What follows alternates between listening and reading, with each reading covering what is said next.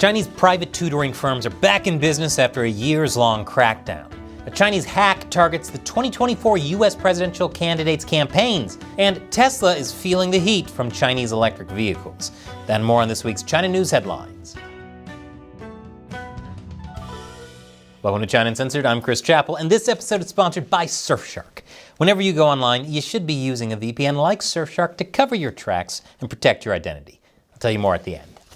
So we are just days away from the 2024 US election, and what better way to celebrate it than a major Chinese hack breaching parts of the US telecom system and targeting candidates' campaigns. Because it wouldn't be a major election in America without interference from Russia, Iran, and China.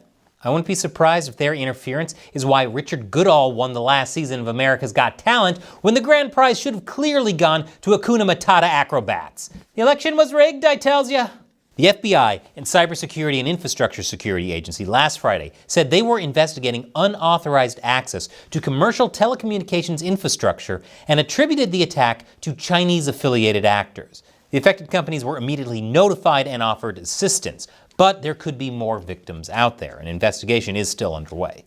China, of course, denies being part of any such hack, as it always denies any wrongdoing whatsoever. The Chinese embassy in Washington dismissed the U.S. hacking allegations as disinformation and responded by calling the U.S. the origin and the biggest perpetrator of cyber attacks, continuing its ongoing attempt to be just about as mature as a 6-year-old saying, "Nuh-uh, you are." The hack specifically targeted data from phones used by presidential candidate Donald Trump, his running mate, Ohio Senator J.D. Vance, and staff members of both Vice President Kamala Harris's campaign and Senator Chuck Schumer of New York, the majority leader.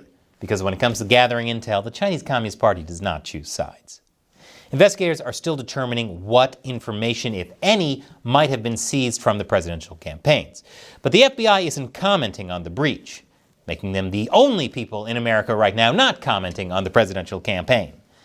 The vice president isn't commenting on the hack either, while Trump's campaign communications director blamed Harris for the attack, saying this is the continuation of election interference by Kamala Harris and Democrats who will stop at nothing, including emboldening China and Iran, attacking critical American infrastructure to prevent President Trump from returning to the White House. Their dangerous and violent rhetoric has given permission to those who wish to harm President Trump. Because Russian, Chinese, and Iranian hackers would never try targeting elections when Trump was in office, they said so, and we can trust them. A 61-year-old woman involved in trafficking children has been sentenced to death in China. Or rather, a court in the country upheld her death sentence after a retrial. Yu Huaying trafficked an estimated 17 children in the 1990s, in a case that gripped the nation. She first went to court in 2023, but evidence has since emerged that she kidnapped and sold more children than originally believed. Her first victim was her own son. She sold him for just $701, according to Chinese state media outlets. Here is where I'd normally insert a joke, but with the story this dark, I think it's time for a China Uncensored mental health break. Oh, look at all those puppies. Their mothers love them and would never sell them off for a preposterously low amount. Then again, puppy farms exist. But Yu wasn't finished there. Yu went on to abduct 17 children from 12 families, with 5 of the families losing 2 children at once. The case first came to light in 2002, when one of the victims, named Yang Niuhua, came forward. Yang was born in the southern Guizhou province, but was kidnapped from her family in 1995 and sold to another family for $350. Only $350. Not only is Yu a horrible person, she's also a horrible businesswoman. Many of the victims' families spent years searching for their children, and some suffered severe depression. Sadly, that includes Yang's own parents, who died a few years after their daughter was taken. More puppies! According to court documents, between 1993 and 2003, Yu collaborated with 2 other men, named Wang Jiawen and Gong Xianliang, who died after Yu's arrest and was the father of her trafficked son. Reports in the Chinese state media say the trio found buyers for the children through introduction from others. The children would be taken to the city of Handan in northern Hebei province, which is a pretty long way from Guizhou. Normally, the death penalty is reserved for the most serious of crimes in China, such as rape, murder, and drug trafficking, while human traffickers generally are fined and face between 5 to 10 years in prison. because selling drugs to adults who choose to buy them, that's death-worthy. But selling children, slap on the wrist. But due to the seriousness of this case, Yu was given a harsher sentence, and indeed, she has confessed to her crimes. The court also added that her political rights were stripped and her personal property would be confiscated. Nice to hear about communists stripping people of their rights and property for a good reason, for once. Reactions on Chinese social media have largely been supportive of the results of the trial, and since trials in China are usually political, I'm sure public sentiment played a big role in the decision. After all, when it comes to human trafficking, you can't really beat the CCP, and they're not on trial.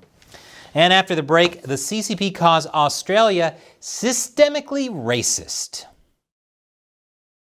Welcome back.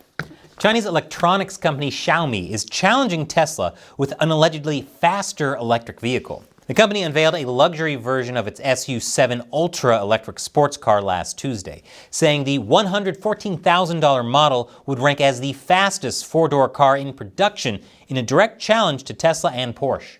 But will it also have the most important feature in any Tesla, the Whoopee Cushion app?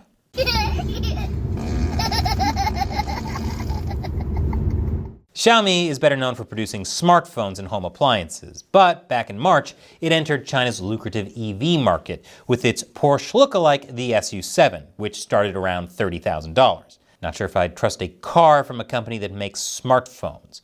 If it's anything like my iPhone, it'll be very exciting at first, but then constantly bug me for updates and need to be replaced after 2 years. The company aims to put 120,000 such vehicles on the road by year's end, with the first SU7 Ultras being delivered by March. Last Tuesday, it began making orders and said it had received more than 3,600 of them in the first 10 minutes after the car's debut. Lei Jun, Xiaomi's CEO, who holds near celebrity status in China, said he was inspired to launch the EVs by the Trump administration's 2021 sanctions on the company. He also announced pricing that put the car on par with Tesla's Model S Plaid, intending to compete more on performance rather than cost. Indeed, at Germany's grueling Nürburgring track, the SU7 Ultra prototype did set a record time. Given that Elon Musk has been trying to get in good with China, that might not be a great sign for his business. You'd think his loyalty would save him, but to that, all China has to say is...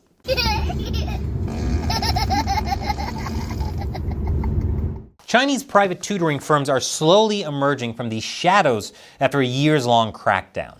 Back in 2021, the CCP launched a government crackdown known as the Double Reduction Policy, which prohibited for-profit tutoring in core school subjects, with the aim of easing educational and financial pressures on parents and students, and possibly sparking a baby boom. Before the crackdown, Beijing's for-profit tutoring sector was valued at $100 billion, and its three biggest players employed 170,000 people.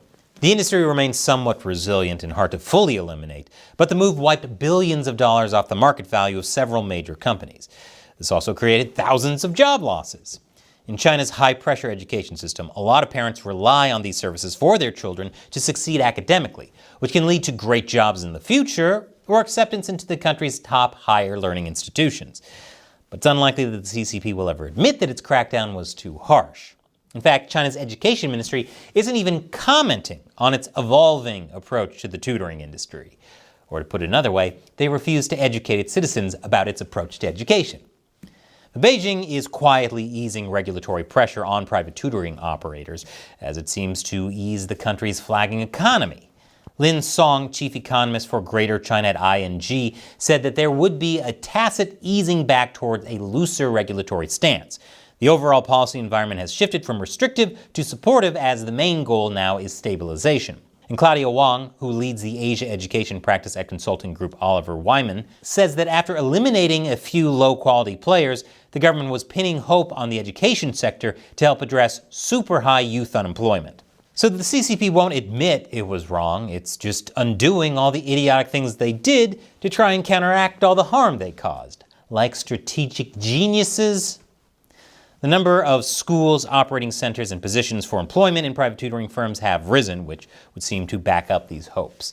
And this would also be in line with the CCP's stated, albeit vague, plans to boost the economy. I'd say the CCP should get a tutor to help them with this, but history has shown they never learn their lesson. China is accusing Australia of being plagued by systemic racism.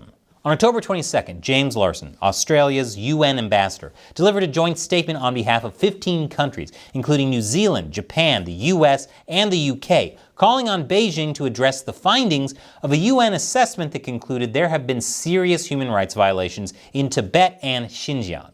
Yeah, I'm sure the Uyghurs and Tibetans suffering the CCP's cultural genocide are going to be saved by even more toothless United Nations statements of concern. But instead of checking out that assessment or abiding by it, the CCP predictably turned to its tried and true strategy of lashing out like a 6-year-old saying, "Nuh-uh, you are." Lin Jian, China's foreign ministry spokesman, declared that Xinjiang and Tibet are internal affairs and said that Australia, long plagued by systemic racism and hate crimes, has severely violated the rights of refugees and immigrants and left indigenous people with vulnerable living conditions. Ah, what aboutism. The last defense of someone facing an intervention and trying desperately to avoid being rehabilitated. He then went on to accuse Australian troops of committing war crimes in Afghanistan and other countries and said the West was being hypocritical regarding human rights abuses. This is nothing new for the Chinese Communist Party. In fact, it's part of their playbook.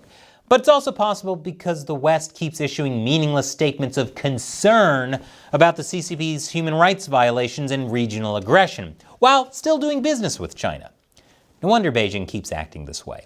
Without consequences, they'll keep committing crimes even bigger than Richard Goodall winning America's Got Talent over Hakuna Matata acrobats. And did you know that every time you go online, everything you do is potentially compromised?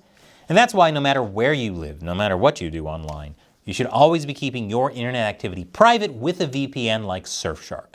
If you're not taking active steps to protect yourself, everything you do is being tracked and logged by the websites you visit, your internet service provider, and often by your own government. Using a VPN makes you harder to track. Surfshark has servers you can connect to in over 100 countries, more than any other VPN. That makes your connection faster and more reliable. Plus, Surfshark has top-of-the-line encryption and a no-logs policy, meaning they don't collect your browsing data.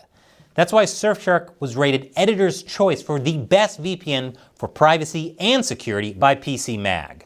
So check out Surfshark. With just one Surfshark account, you can connect as many devices as you want. It also comes with a 30-day money-back guarantee. So try out Surfshark risk-free. Go to surfshark.com/uncensored to get up to 4 months extra. That's surfshark.com/uncensored. The link is in the description below. And before YouTube's algorithm sends you off to some random video, to get around YouTube censorship, I'm hiding controversial topics in gaming content. Check out the latest about the grooming of adolescents in the new game Life is Strange Double Exposure. Once again, I'm Chris Chappell. See you next time.